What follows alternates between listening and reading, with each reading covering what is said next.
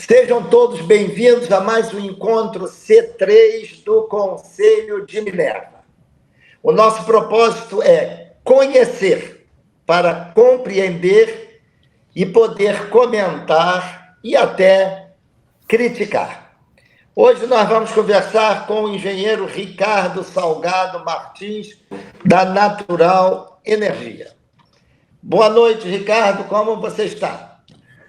Boa noite, professor Amoedo. Muito bem, graças a Deus.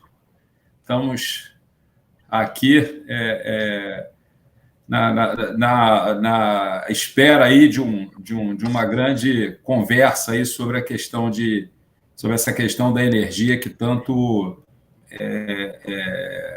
chama a atenção das pessoas, tanto das pessoas técnicas como também das pessoas não técnicas. Então, vai ser uma conversa bastante interessante. Muito bem. Nós queremos inicialmente esclarecer àqueles que nos assistem que nossas perguntas são de leigos no tema. Nós somos antigos alunos da Universidade Federal do Rio de Janeiro de todas as áreas. Não são apenas engenheiros que estão nos acompanhando. Então, nós pedimos desculpas aos engenheiros e demais profissionais do setor de energia por uma pergunta que seja extremamente básica e elementar, mas a ideia é conversar com um especialista e trazer isso a todos nós para nós podermos comentar e com melhor clarividência. Então, a primeira pergunta, ela é bem elementar para nós podermos traçar a nossa trajetória. Engenheiro, qual é o tipo de matriz energética mais rejeitada no mundo? Professor, assim, a questão da rejeição da matriz energética, né, ela está muito ligada ao aspecto de emissão de carbono, né? Então, isso a gente vem há alguns anos, e a Natural Energia, a gente vem na empresa, inclusive a nossa missão é contribuir para uma nova era de baixo carbono. Então, de uma maneira geral, toda fonte de energia primária que tem uma emissão de carbono, ela vai sofrer algum tipo de rejeição. Óbvio que, e aí é importante ressaltar isso, a pior forma de energia é aquela que não tem a energia, né? Ou seja, sociedade que não tem a energia talvez seja mais prejudicada nisso, né? Nós vivemos numa era em que a energia elétrica é fundamental para a evolução da nossa sociedade como um todo. Eu costumo dizer que a falta de energia elétrica, muitas vezes as pessoas falam, vai só apagar a luz. Não, vai faltar água, porque como é que você vai bombear a água para os reservatórios de água para serem distribuídas nas cidades, né? Então, dito isso, a grande preocupação hoje está mais linkada à questão da emissão do carbono, né? E essa emissão de carbono, nós temos aí algumas fontes que têm maior intensidade de emissão de carbono, né? Começando aí pelos óleos combustíveis pesados, que são inclusive utilizados em transporte, né? Os óleos combustíveis, né? O diesel, por exemplo, né? E também o carvão, são os grandes emissores de carbono dentro de uma matriz energética elétrica e dentro de uma matriz energética que cubra não só a questão elétrica, mas a questão do transporte também, que cada dia que passa existe uma integração maior com a eletricidade no transporte, né? Visto os carros elétricos que estão crescendo bastante aqui, tanto nos Estados Unidos, quanto na China, quanto na Europa, e está crescendo também aqui no Brasil, né? Então, dentro dessa sequência, e só para finalizar a resposta e ser bem específico com relação a isso, o maior problema é a emissão de carbono, né? E aí a emissão de carbono dentro de uma matriz energética, ela pode estar ligada à geração de energia elétrica, né? E ela pode estar ligada ao transporte também. Muito bem. O nosso país, ele é continental. No outro dia eu vi aí uma demonstração de que do Acre até o Piauí, se não me engano, a dimensão é de um traço que iria de Lisboa a Moscou. Então, fala-se muito, entre, obviamente, os engenheiros e os profissionais de energia, de uma matriz energética. Mas nós somos um país que abrigaria muitos países.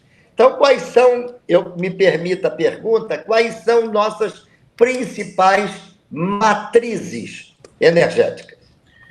Bom, no caso do Brasil, né, a principal fonte de energia, para a parte de energia elétrica, né, professor, que eu vou dar uma focada na questão da energia elétrica, não é isso? Tá. Então, na parte de geração de energia elétrica é a hidrelétrica, né? A grande base ainda do sistema elétrico brasileiro é da ordem de 55% de todo o sistema em capacidade, né? Então, a energia das hidrelétricas, a energia da água, é a grande base para o país como um todo, né? Aí, na sequência, a gente tem outras renováveis aqui no Brasil, né? Então, nós temos a energia solar, a energia eólica, a energia de biomassa, todas essas com uma presença muito forte também dentro da matriz energética brasileira, né? E o gás natural. O gás natural é considerado um combustível de transição porque a emissão de carbono do gás natural é muito inferior à emissão de carbono de outras fontes, de outros combustíveis fósseis, né? Correto. Então, a minha grande questão é o seguinte, em termos de custo e benefício, quais são essas matrizes? Nós temos aí a matriz hídrica, o gás, a eólica, né? Enfim, qual é aquela que se adequa mais à nossa economia emergente e qual, vamos assim dizer, matriz, da sua opinião, os brasileiros, o Brasil como estamento brasileiro, né, o governo brasileiro, deveria deitar um olhar mais aprofundado? Tá. Essa é uma ótima pergunta, porque o sistema elétrico brasileiro, professor, ele, na verdade, ele tem as métricas do que, por exemplo, o sistema europeu quer ter em 2050 de presença de renováveis, né?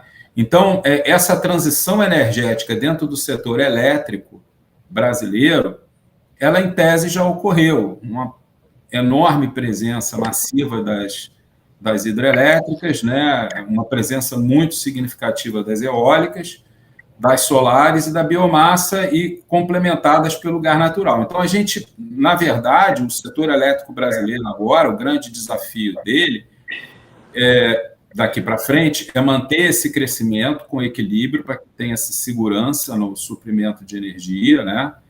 E essa segurança no suprimento de energia passa necessariamente por uma composição de uma matriz energética que tenham fontes diferentes e complementares, né? Só a título de exemplo,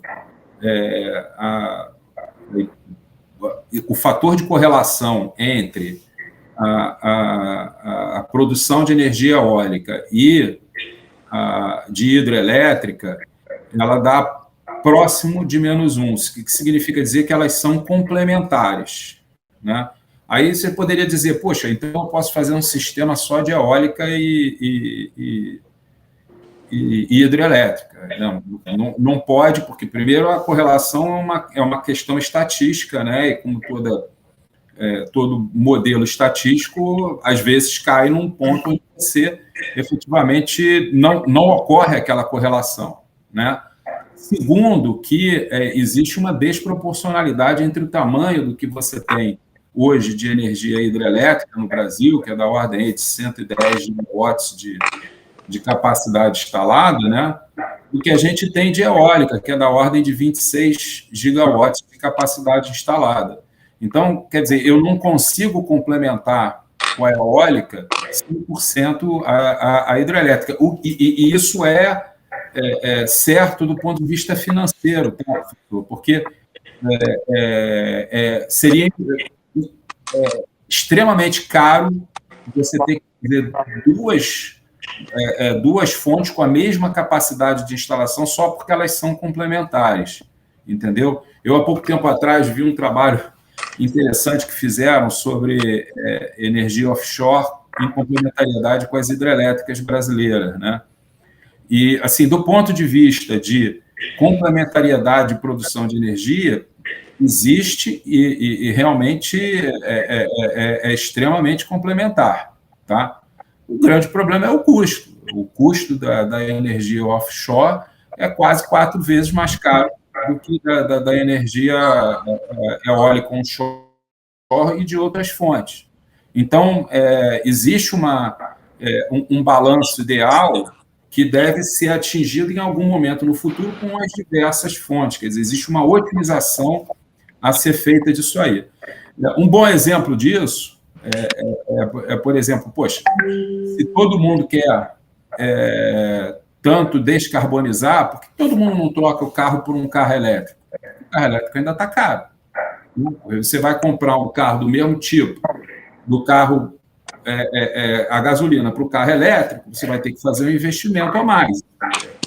Por que a gente faria isso a nível do país e não faz isso no nível da pessoa física, né?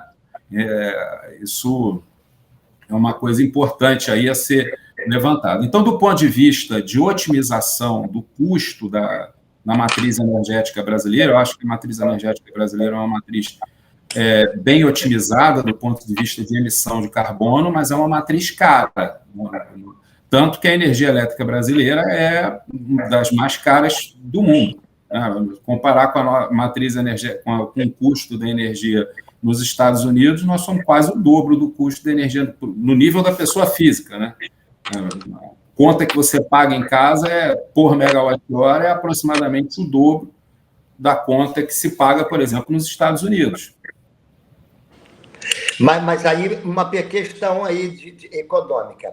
É o dobro, porque a demanda é menor nos Estados Unidos, onde há sempre maior demanda, o custo costuma cair um pouco. Claro. Ou não.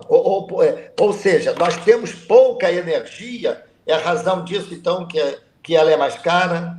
Não. Eu acho que existe uma combinação de vários fatores aí, né?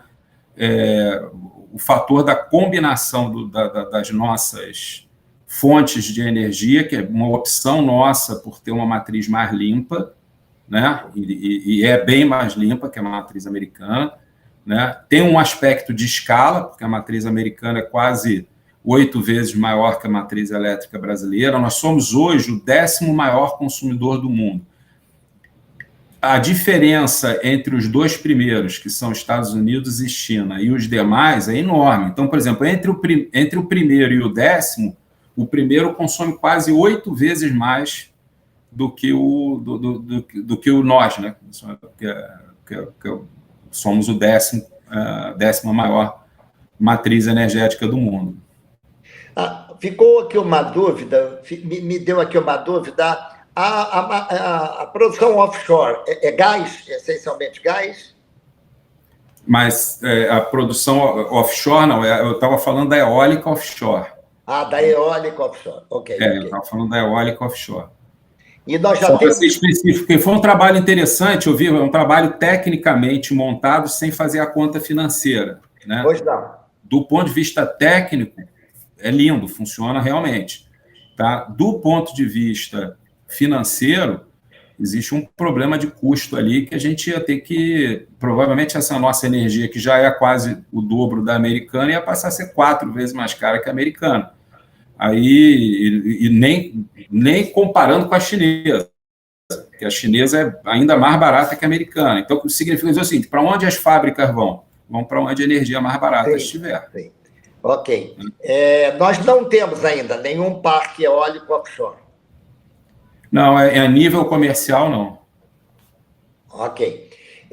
Vamos voltar ali para o gás. Eu fico assim muito impressionado. Há muitos anos atrás, eu vi um projeto de um gasoduto que viria desde a Venezuela até aqui o meio do Brasil, até Brasília, digamos.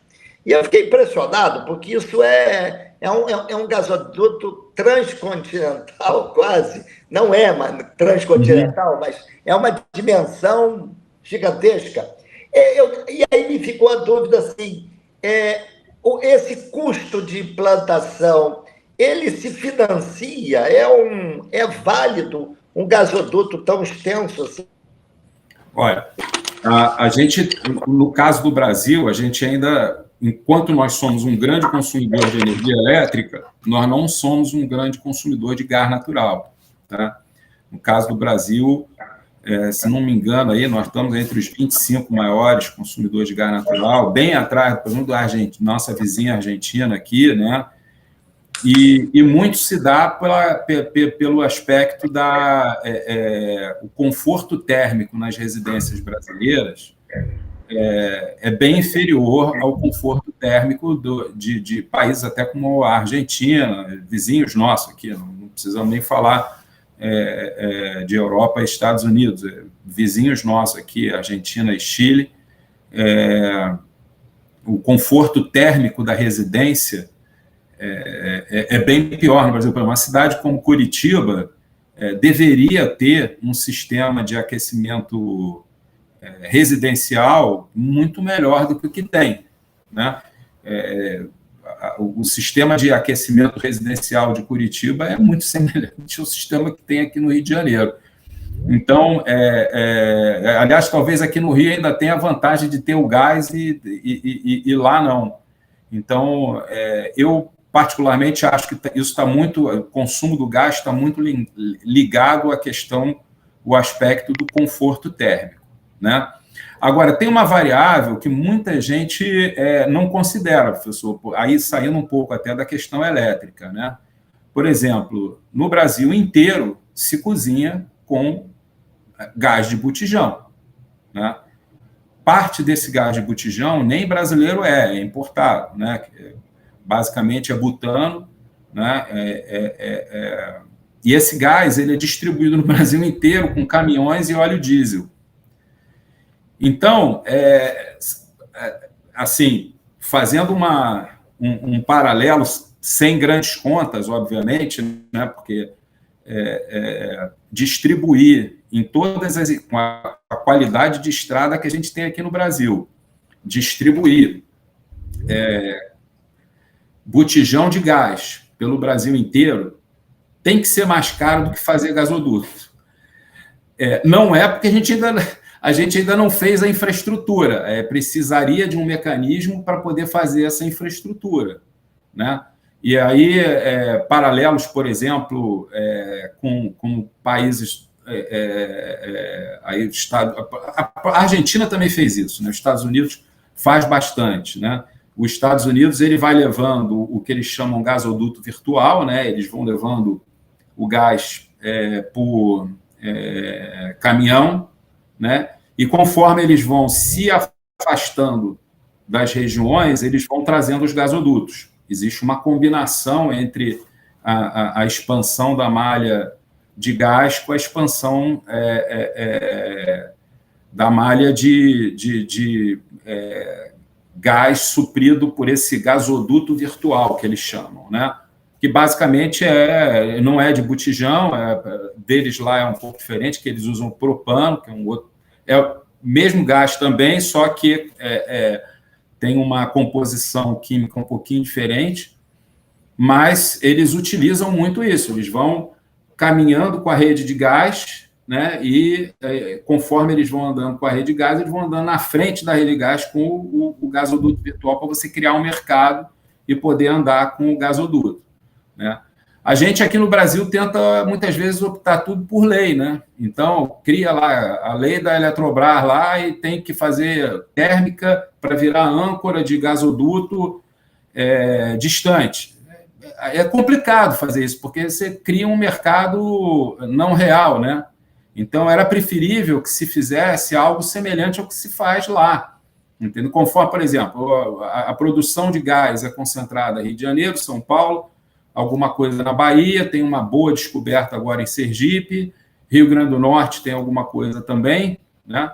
Então, essas seriam as malhas que seria aos poucos, mas tinha que ser uma solução integrada, né? No qual você vai levando os gasodutos, né? A solução de trazer um gasoduto só de uma vez só e, por lei, obrigar a gente a consumir, eu acho muito complicada e difícil de realização. Então, tanto que não conseguiram construir esse gasoduto da Venezuela para o Brasil, né? O único que veio foi o TBG, mas o TBG tinha uma lógica de mercado por trás, principalmente com o apoio da Petrobras, né?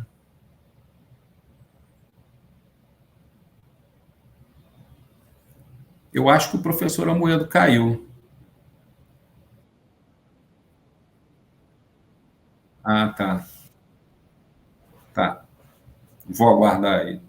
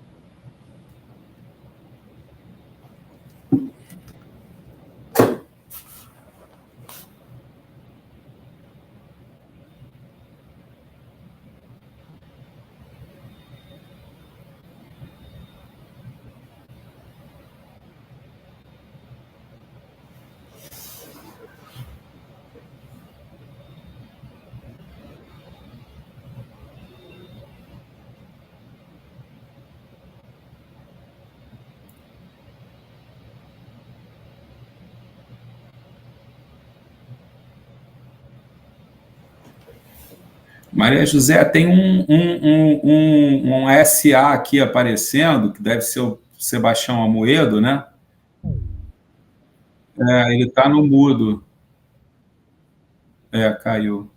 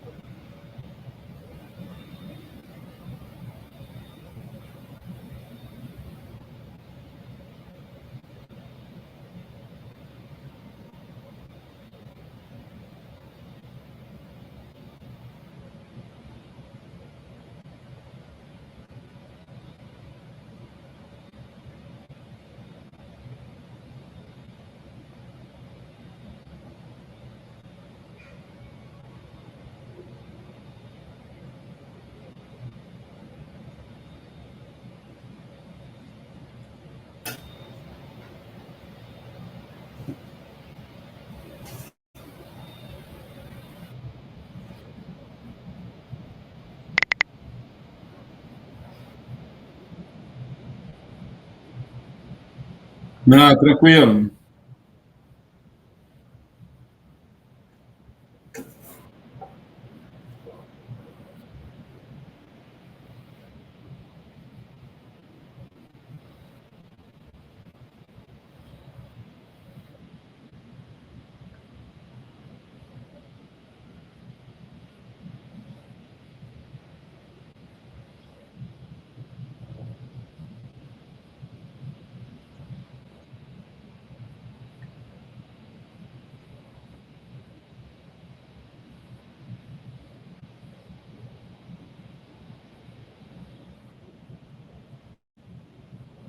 Tá. Bom, professor Amoedo, o fertilizante é um do. O gás natural é um dos. Eu diria que matéria-prima para a produção de fertilizante, né? O Brasil tinha grandes fábricas de fertilizante, fechou. Vale tinha participação em fertilizante, Petrobras tinha participação em fertilizante. Houve uma decisão estratégica aí passada, não sei exatamente em que ano foi, 2014, 2015, alguma coisa assim, que levou ao fechamento dessas fábricas, até por questão de economicidade da época, mas não se levou em consideração a questão estratégica do gás, né? Então, a infraestrutura para a produção de fertilizante, ela foi, diria que desmontada num determinado momento, no passado curto, tá? Não estamos falando aí de 10 anos atrás, mais ou menos, né? 9, 10 anos atrás. Então, existe um desafio que é para reconstruir isso, né? Essa reconstrução, ela exige um suprimento de gás de mais longo prazo. A gente tem teria uma capacidade de produção muito grande offshore do gás brasileiro, né? Tem uma falta de infraestrutura para trazer o gás offshore para a costa.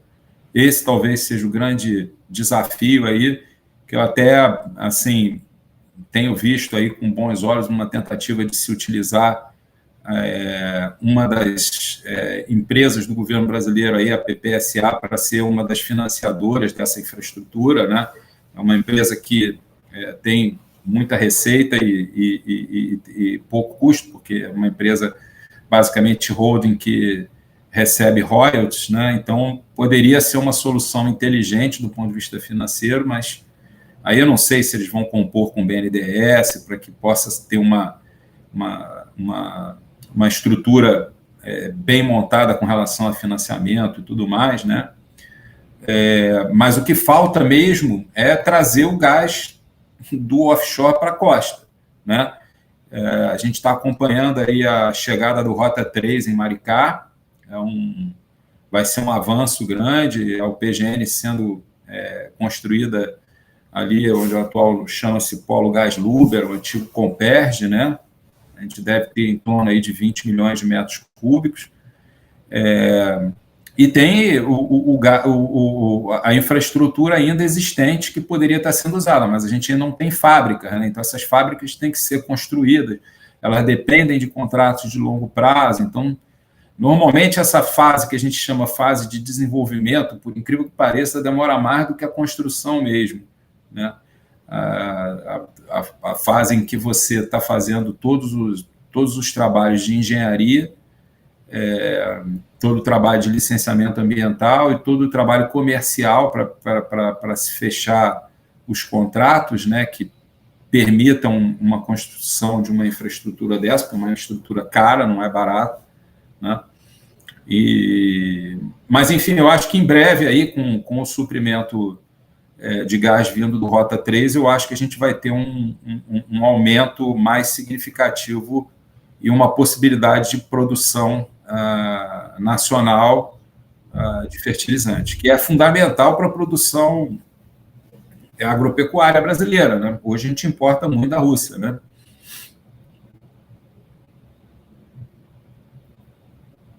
Acho que o professor caiu de novo, Maria José.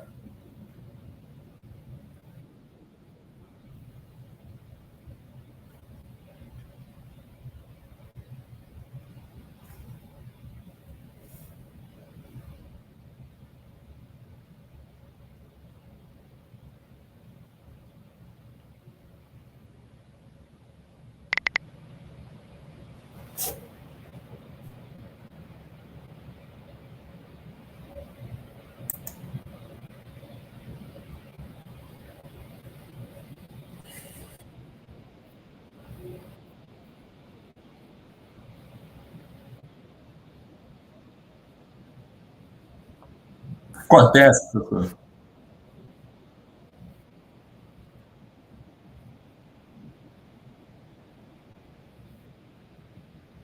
Uhum.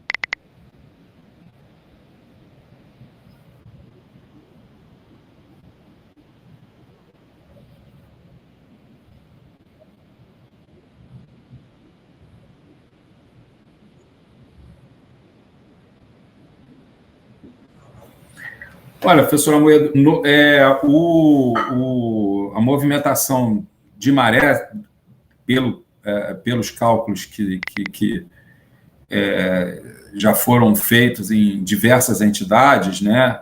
O FRJ vem desenvolvendo e capitaneando aí uma das pesquisas, ela pode sim ter um volume grande de suprimento. Agora, a gente não pode esquecer que a maré está na costa, né? O Brasil é um país continental. Então, a gente não tem como... Ela seria mais uma fonte a ser adicionada, né? Hoje, ainda é caro, porque ainda não tem escala, né?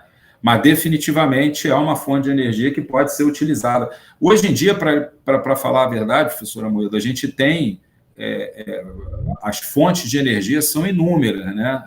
A única questão aí é a composição para que se possa gerar o custo. No caso específico da energia das marés, a gente ainda não tem um grande fabricante mundial em nível comercial com muitas horas de produção com esse tipo de tecnologia, porque, de uma maneira geral, toda vez que a gente utiliza essa fonte, uma fonte de energia, a gente precisa dar confiabilidade nela, né? Então, a gente precisa que os equipamentos que estejam lá sejam equipamentos industriais, né? Então, ainda está na fase de pesquisa, o FRJ capitaneia aí um excelente trabalho aí nesse segmento, e eu acho que é um segmento bastante promissor, sim.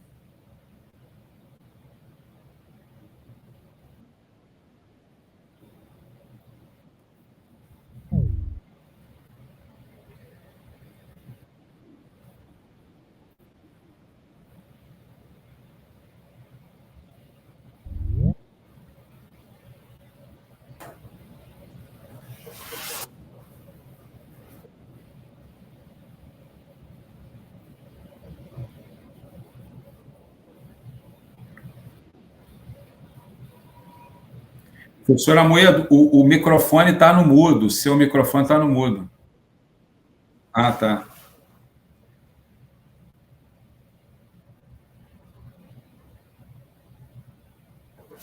Ok. Opa, é um problema da idade, meus amigos. Imagina, professor. Olha só, vamos entrar agora num tema bastante polêmico.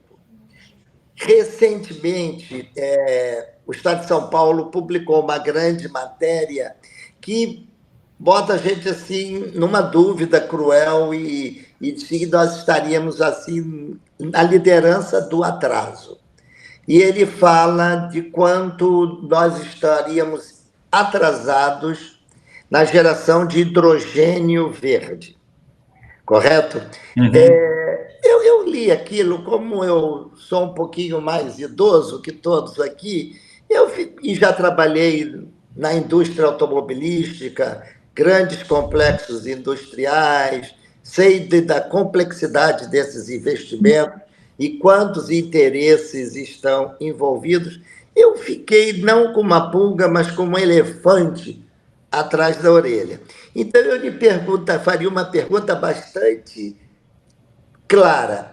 Nós, quanto ao hidrogênio verde, nós estamos atrasados ou não temos interesse nessa matriz? Não, interesse eu acho que o Brasil tem que ter total, porque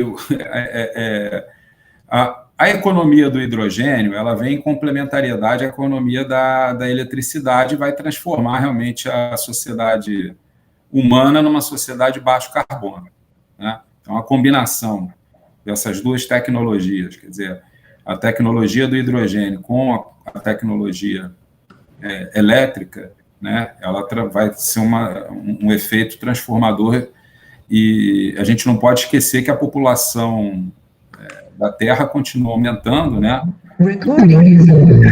Os impactos continuam seguindo aí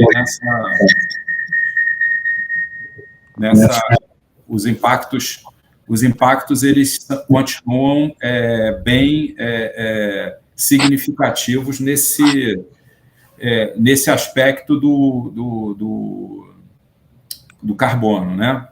Então, aí eu acho que nesse caso o Brasil muitas vezes assim, eu não gosto de determinadas coisas porque assim eu acho que às vezes aqui no Brasil a gente inverte um pouco a ordem das coisas. Então, por exemplo, a gente tenta empurrar a parte de gás por lei, né?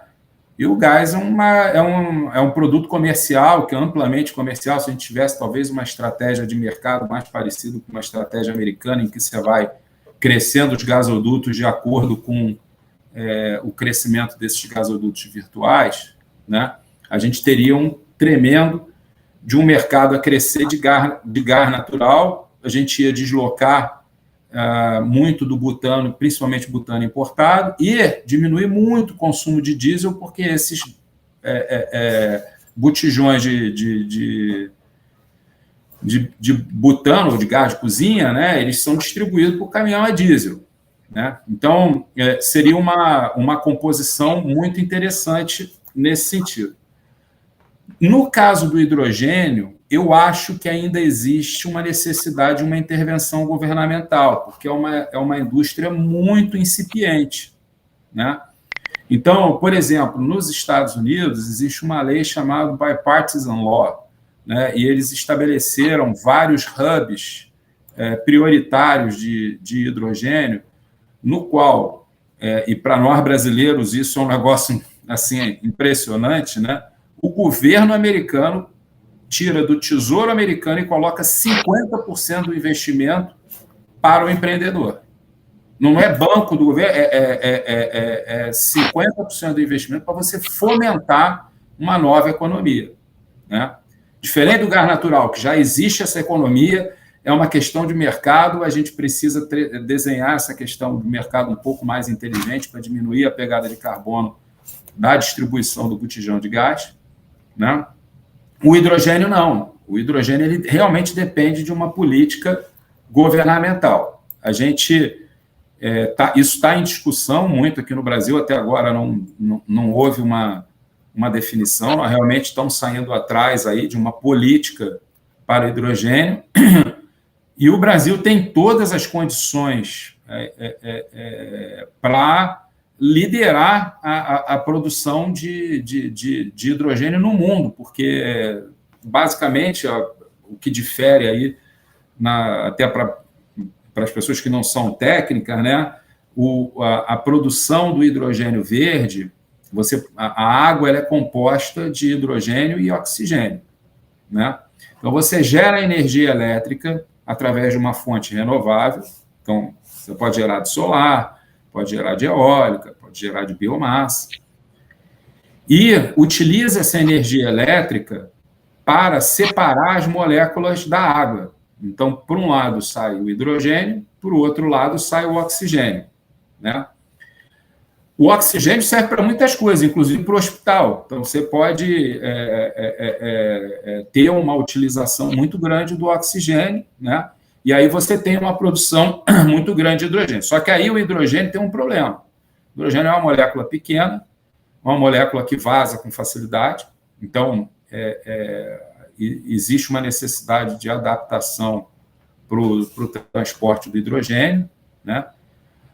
Muito se tem estudado da conversão do hidrogênio em amônia, porque aí você consegue transformá-lo em forma líquida, né? E aí ficaria mais fácil o transporte, né? Mas é uma economia incipiente e no mundo inteiro. Não é só aqui no Brasil, ela é incipiente no mundo inteiro. Eu só acho que tem países que já viram isso. A gente aqui no passado, o Brasil teve o Proinfa, né, que fomentou muito a questão das renováveis, né? Estou vendo até que o Victor está aqui, foi um grandes personagens desse programa, que foi o programa do Proinfa. Esse programa foi um programa importante para empurrar, transformar as renováveis em escala, né? Dar escala ao crescimento das renováveis. Então, eu acho que isso é que está faltando hoje para o sistema, para o Brasil ter uma política de incentivo, e um incentivo forte, né? Você veja que as culturas são diferentes, né? A cultura americana, o governo americano, o tesouro americano, até com 50% de investimento. São hubs selecionados, tem uma série de etapas lá a serem cumpridas, né? Mas, no fundo, é o governo americano tirando dinheiro e colocando para que se viabilize essa economia de hidrogênio que está realmente começando no mundo todo, né? Outros países, como a Alemanha, também tem uma legislação aí bem favorável para a questão do hidrogênio. Até a Alemanha tentou fomentar aqui para o Brasil algumas coisas, mas, pelo menos que eu saiba, ainda não tivemos nenhum avanço muito claro. E tem um monte de protocolo. O Porto de Pecém, por exemplo, acho que deve ter uns 10 protocolos de produção de hidrogênio para exportação, né? E pouco se pensa no mercado local, né? O hidrogênio tem um problema de transporte. Então, na verdade, o ideal mesmo era que você estivesse pensando no mercado local para você poder economizar no aspecto do transporte, né? Ô, Ricardo, posso fazer uma pergunta, professor Moedo? Pode, Wagner, seja muito bem. Ô, Ricardo, eu sei que vocês aí pela Natural Energia, e até o Francisco contigo já está há bastante tempo, vocês têm estudado de maneira muito avançada a questão da utilização de sistemas de bateria para potencializar sistemas de energia renovável, que é uma coisa que cresceu em outros países, como está na Califórnia, nos Estados Unidos, e que tende a ter uma perspectiva. Como você está dando essa palestra aí que fica por registro aí do Conselho Minerva, dá uma palhinha rápida, qual a perspectiva que você acha das baterias para os grandes sistemas de potência aí, como potencializa, qual a perspectiva, como você vê o uso de baterias aí para o futuro, para consolidar a energia renovável no grid, no sistema elétrico brasileiro? Tá. O sistema de bateria ele tem uma complementariedade muito grande com relação ao hidrogênio, com relação ao gás natural e com relação até às reservas hídricas, né? As reservas de muito longo prazo de energia, elas normalmente estão ligadas a alguma fonte térmica, né? As de médio prazo, a gente estaria ligando aí hidrogênio e reservatórios de hidrelétrica, né? E as de curtíssimo prazo seriam baterias, né? E aí a bateria ela entra dentro do sistema, já dentro do lado economia da energia elétrica, né? Ela entra compensando uma série de variáveis que hoje em dia são cumpridas aí pelas hidrelétricas de forma distante. Então, algumas coisas com relação à qualidade de energia, por exemplo, eu costumo dizer, professor, eu costumo sempre fazer uma comparação com o violão, porque no violão violão e piano as pessoas conseguem entender um pouco melhor, né? Por que o lá do piano é diferente do lá do violão, né? A nota é a mesma, mas o som que a gente escuta no nosso ouvido é diferente. E ele é diferente porque existem harmônicos na hora que essas ondas saem, e esses harmônicos são pequenas imperfeições na nota musical. Então, as pequenas imperfeições da nota musical, o nosso ouvido consegue captar e enxerga ou escuta um determinado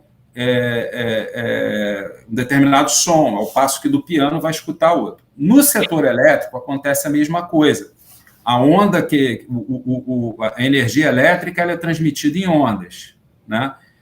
E os harmônicos dessas ondas, eles podem prejudicar bastante a qualidade, principalmente quando a gente vai para equipamentos de alta precisão, né? Que a gente vem, cada dia que passa aí, por exemplo, você vem passando por algumas coisas, algumas evoluções impressionantes. Por exemplo, a evolução de uma cirurgia a longa distância, de robô. Você precisa ter qualidade de energia, porque aquele robô não pode receber um pico de energia e entender errado ali o sistema. Então, as baterias elas vão vir para dar uma estabilidade em determinados pontos do sistema elétrico e são fundamentais para que a gente possa ter, por exemplo, a presença de eólica, de solar dentro do sistema, porque essas variam, né? O vento não é constante, né? O sol tem noite, né? Eu costumo dizer, tem noite. De noite fazemos o quê? Alguém vai ter que gerar no lugar da solar lá, né? Então, você tem essa composição com bateria de tal forma que você possa estabelecer uma melhor qualidade de energia, basicamente, Victor. Eu acho que a gente, aqui no Brasil também, é outra coisa que está sendo discutido, um leilão de capacidade de bateria. Eu acho que isso aí já deveria até ter ocorrido, né? Ainda está se discutindo a regulação da capacidade dessa questão de bateria. A gente já tem algumas iniciativas dentro do âmbito de pesquisa da ANEEL, né? A própria ISA-CETEP agora acabou de fazer um projeto aí muito interessante de baterias em São Paulo, e acho que é um segmento muito promissor para dentro do setor elétrico brasileiro. Mais alguma questão, Wagner? Não, professor, obrigado. Eu queria fazer a intervenção. Você está de parabéns na intervenção que eu posso fazer, que é bacana você fazer esses debates, porque eles ficam registrados e guardados aí para a posteridade, e demonstrando aí o potencial aí do grupo aí do Conselho de Minerva que o professor Almoedo montou. Parabéns aí, eu entrei aí prestigiando, primeiro que acho uma iniciativa bacana, segundo que eu gosto muito aí do Ricardo. O Ricardo só tem o defeito que não torce para o Fluminense. Aliás, daqui a pouco tem jogo do Flamengo aí. Só para finalizar essa questão do hidrogênio verde, né? Eu fiquei impressionado. Hidrogênio, perdão, desculpe, eu disse que eu era leigo. Eu fiquei impressionado que a segunda nação que mais investe, depois do continente europeu, a Europa de uma maneira geral, o segundo país é o Cazaquistão. Então, eu fiquei realmente bastante impressionado com isso e vi que está sendo implantado agora um parque produtivo do Piauí, correto? Ou seja, o Piauí vai se tornar um líder aí nessa produção, será possível? Olha, professor, tem projeto, tem espalhado pelo Brasil inteiro. O Ceará tem um mundo de projetos lá dentro do Ceará, Rio Grande do Norte também. A gente até na Natural Energia, a gente até tem adotado uma filosofia diferente, tentar utilizar o hidrogênio verde aqui para dentro do Brasil, com aplicações para poder reduzir o custo na parte de transporte, né? Então, uma filosofia um pouco diferente do que está sendo adotado na grande maioria aí, que está olhando para a exportação, a gente está olhando para cortar o custo do transporte para que o hidrogênio possa ser competitivo, né? Então, o Piauí tem projeto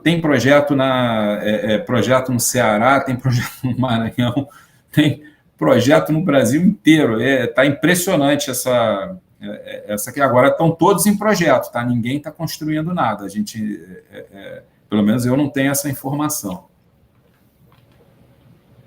Você tem alguma ingerência aqui no Rio, no Porto de Açu ali? Não. O Porto de Açu é a GNA que tem presença lá. Ok. Bom, o Wagner já te ensejou você falar sobre a questão das baterias. Você podia contar um pouquinho sobre a Natural Energia, quais são os sonhos aí da equipe para o futuro? Claro, com todo prazer, professor. A gente está terminando uma nova fase, a Natural Energia completou uma década agora, todos os nossos projetos são projetos de energia limpa, das fontes solar e eólica, em torno de 2% do que está em operação ou construção aí nasceu dentro da Natural Energia, então foram projetos nossos, né?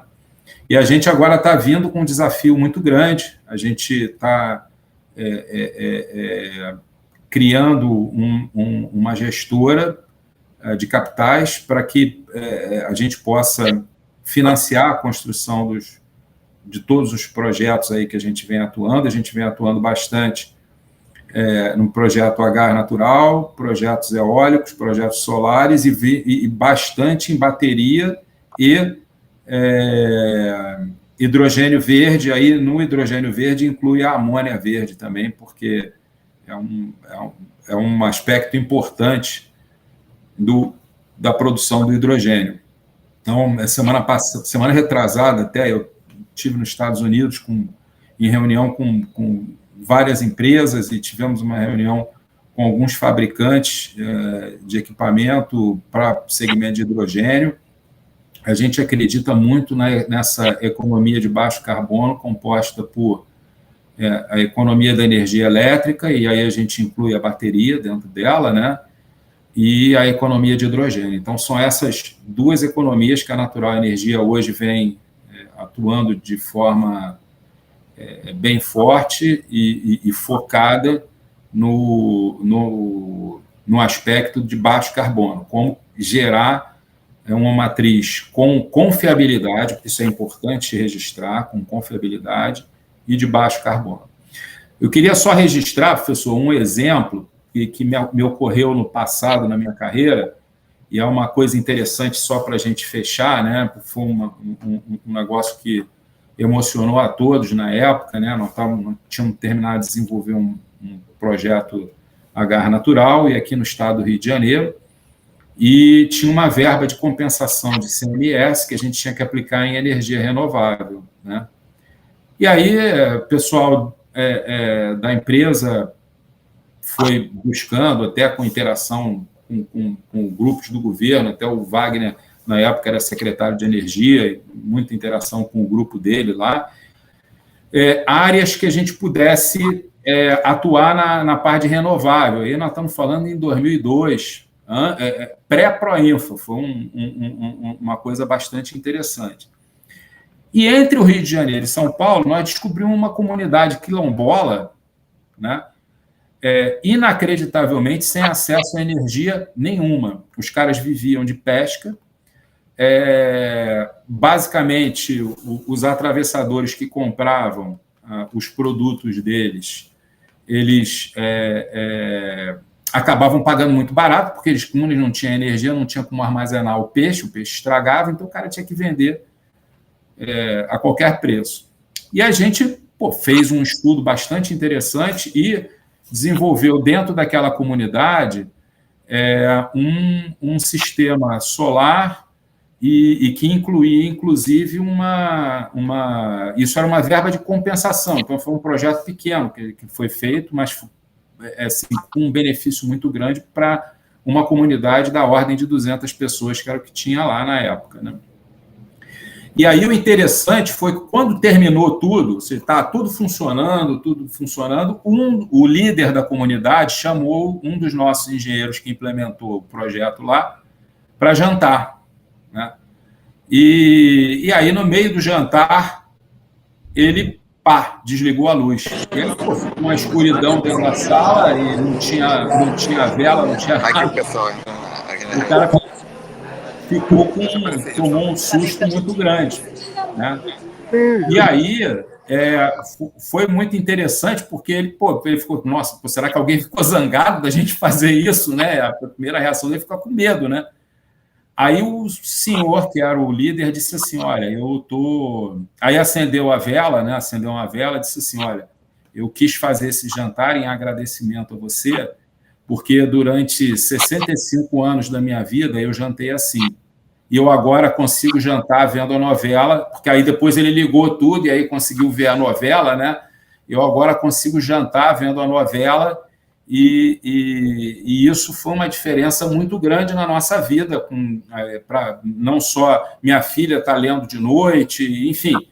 Então, a economia da energia elétrica na sociedade atual é muito importante. E aí eu queria deixar uma mensagem final que é importante que essa economia da energia elétrica venha com uma forma de emissão de baixo carbono para que ela possa beneficiar não só a essas comunidades, mas a cada vez mais a nossa sociedade como um todo, né? Vamos esticar, peço a todos paciência, nós tivemos problemas aqui de internet, queria compensar um pouquinho esse tempo que foi perdido com os problemas de conexão. Ricardo, há uma questão até a látero, que nós não conversamos, e eu assisti recentemente uma palestra sobre isso, e o presidente Macron, quando assumiu o poder na França, ele condenou muito a energia nuclear. E agora, com o problema da guerra, né, e a crise energética, ele teve que retomar o processo de distribuição de energia proveniente, né, de centros nucleares. Nós aqui, essa matriz, eu não a vejo citada, pelo menos em termos de origem, não sei se é eu que não entendo. Nós estamos descartando definitivamente a produção de energia a partir de reatores nucleares? Não, eu acho que não, pelo contrário, agora existe até uma intenção aí de continuidade de Angra 3, né? O Brasil teve, na década de 70, um tremendo de um programa nuclear, né? Previu mais de 8 usinas espalhadas pelo Brasil todo, né? E esse programa acabou não seguindo em frente por apelo ambiental, por diversos motivos, muitas vezes até assim, a energia nuclear é uma energia que emite zero carbono, né? Ela não é totalmente zero, porque você tem que explorar o urânio, e para explorar o urânio você tem que gastar diesel, porque é feito com mineração, né? Então ela não é totalmente zero. Quando você pega a cadeia inteira, né, você tem ali uma utilização de carbono, mas ela definitivamente é uma fonte de emissão de baixo carbono, né? Eu, particularmente, acho que a energia nuclear ela deve voltar em algum momento para frente aí no mundo. Tem sido investido bastante pesquisa com relação à diminuição dos reatores nucleares. O próprio Bill Gates tem uma tecnologia que usa o combustível descartado das antigas usinas nucleares como combustível para geração de energia, ou seja, ele limpa mais o lixo nuclear, né? E que esse é o grande problema. Na verdade, a grande crítica que foi dada à produção de energia nuclear está ligada à questão da utilização como que vai se tratar, ou seja, aonde que vai se armazenar, por quantos anos vai ser necessário armazenar o lixo atômico, né? Esse sempre foi a grande preocupação. O Brasil, nesse meio tempo, acabou abrindo mão do seu programa nuclear na época, né? E focou nas 2 usinas, na verdade, focou primeiro Angra 1, depois eu mesmo já, quando estava na Eletrobras, acompanhei Angra 2 entrando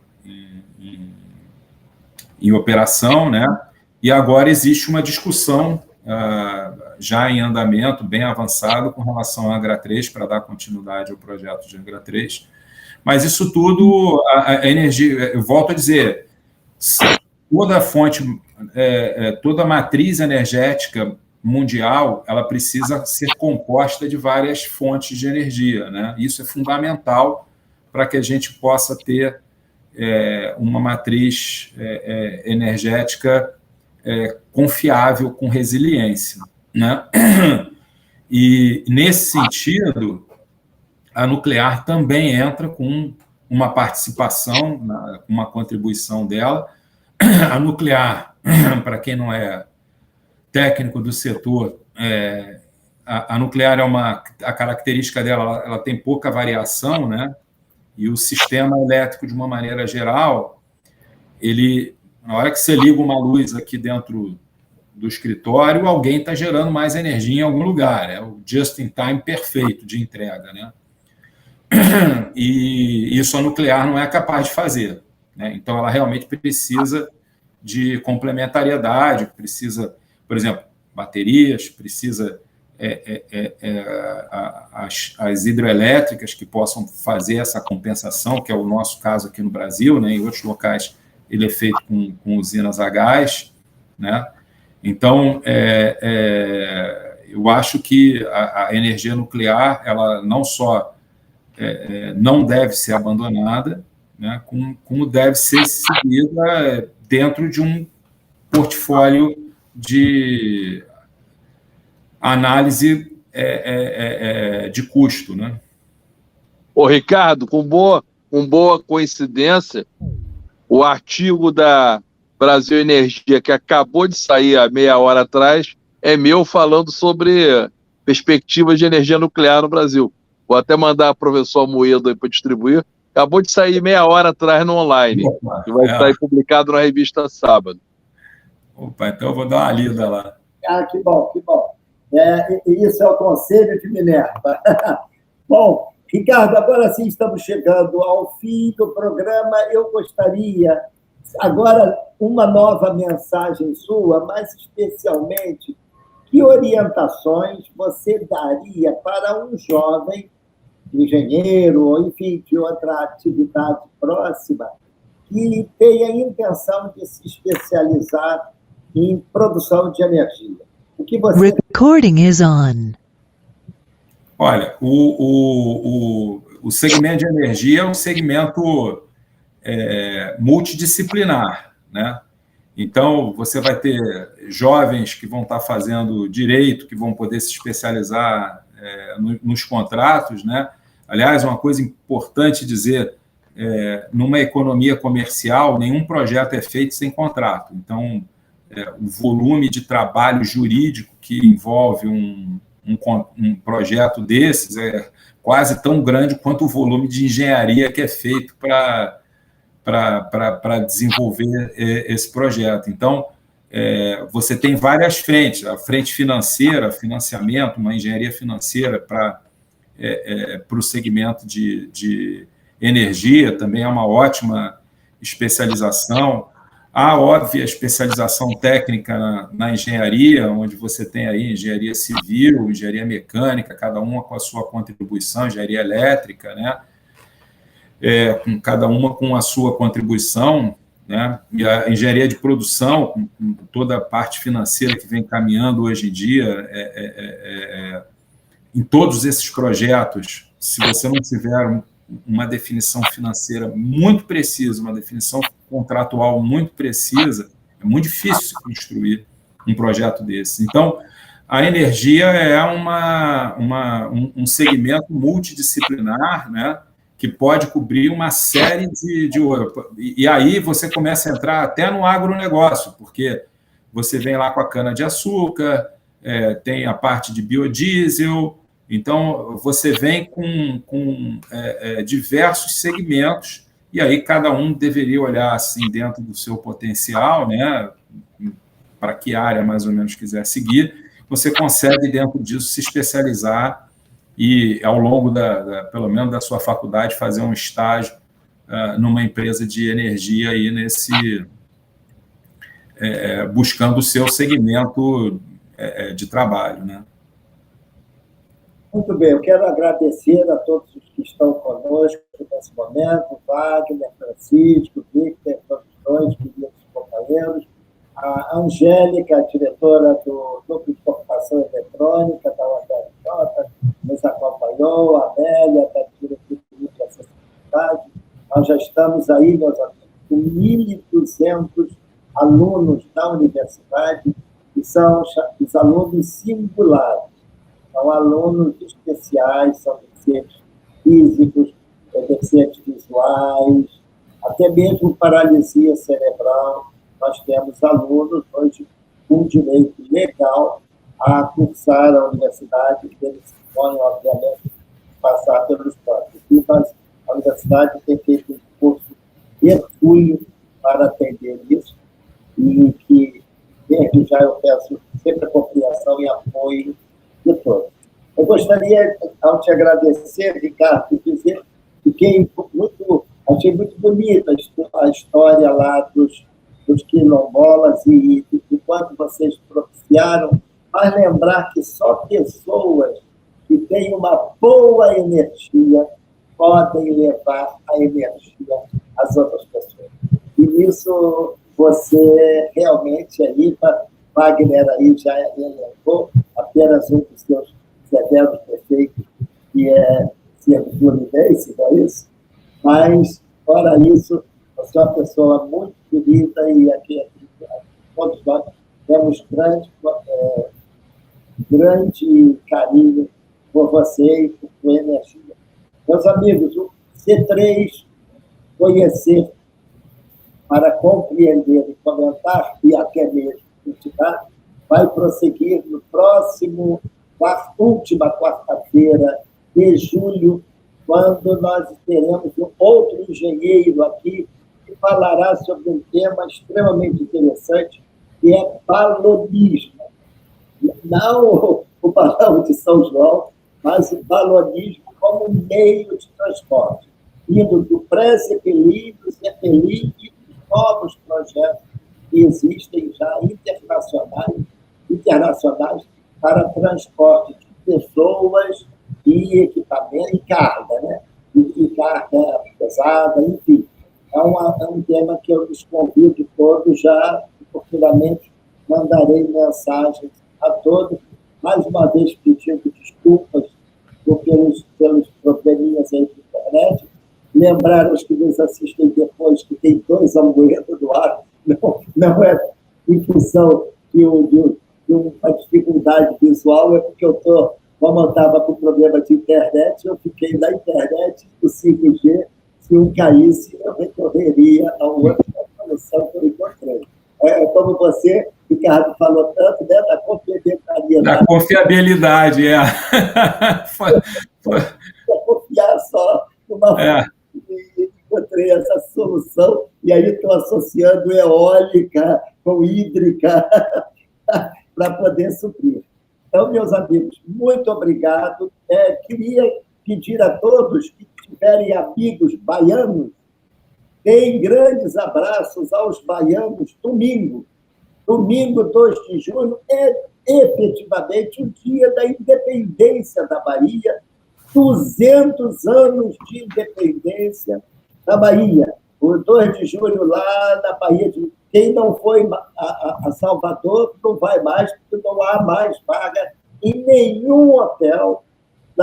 No domingo tem a regata João das Botas, comemorando aí os 200 anos da independência da Bahia, e nós, do Conselho de Minerva, estaremos no Museu Naval entregando uma comenda de Pedro Libertador ao tetraneto de João das Botas, que é um dos heróis da Bahia. Ok? Muito obrigado, boa noite, Ricardo. Muito obrigado, professor. Obrigado a todos aí. Um abraço. Um abraço.